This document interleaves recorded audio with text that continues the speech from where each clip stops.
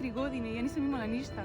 Živjela sam tu neki mali stan ovdje u Barcelonu i svaki dan sam došla ovdje, ja ovako sednem. Znači, bukvalno vam kažem kako. Ovako se penjem i samo sećam ovako i gledam nebo i gledam more i u moju dušu samo kažem, želim da idem u Srbiju. Bože, pomoži mi, kako mogu, molim, ovako je stiv.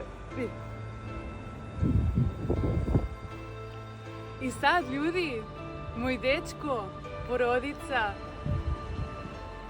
posao, sve sam našla i došla sam ovdje baš na isto mjesto samo da kažem hvala i vama da pokažem da šta god vi želite u srcu može da bude, verujte mi.